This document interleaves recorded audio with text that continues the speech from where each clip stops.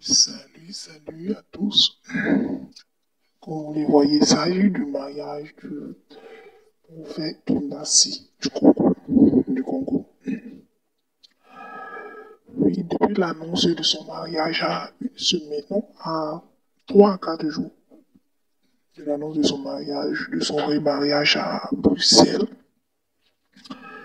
il y a eu beaucoup de polémiques. Il y a eu une grande polémique, une grande vague de polémique, d'indignation de certaines personnes, surtout communautés féminines, femmes bien sûr. Pourquoi cette polémique? Qu'est-ce qui se passe? On va faire le résumé de qui il est et des personnes. Cette dame se nomme Blanche, qui était son ex-épouse.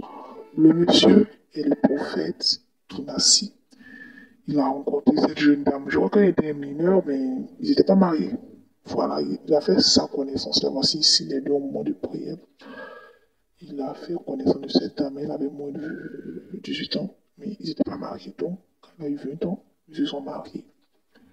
Donc, il a passé toute sa jeunesse sans s'accompagner. Ici, c'est la camarade de Blanche, ici qui n'est plus une belle femme, comme vous pouvez le voir.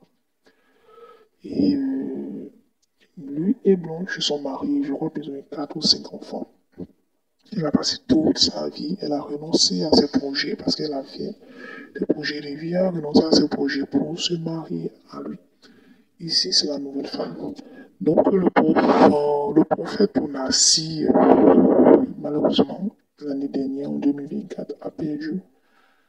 Il a annoncé officiellement à tout le monde que la dame n'était plus. Elle était décédée suite d'une opération, je crois, en Turquie, hors de l'Afrique. Son corps est transporté au Congo. Vraiment, c'était l'émoi. Tout le monde était consterné, hein, parce qu'on la voyait proche du monsieur, concentré dans cette affaire du moment pasteur, tout ça. Donc, il y a eu l'enterrement, il y a eu bien sûr ce côté-là où il a enlevé l'alliance pour mettre dans le cercueil, machin, tout ça, parce que quand il se marie, une très belle femme, comme vous pouvez le voir à l'image, quand on se marie, c'est jusqu'à ce que la mort nous sépare, donc la mort les a séparés. Et tenez-vous bien, un an après, il prend une nouvelle femme qui marie. Et tenez-vous bien, il marie Blanche le 23 juillet. Cette dame aussi l'a marié le 3 juillet. Beaucoup de personnes se plaignent que, parce pourquoi, un an après la mort de sa femme, il se remarie. C'est tout le problème. Ah oui, oui, oui. Que c'est pas normal, que si c'était une femme, ça allait pas être comme si, ça allait pas être comme ça.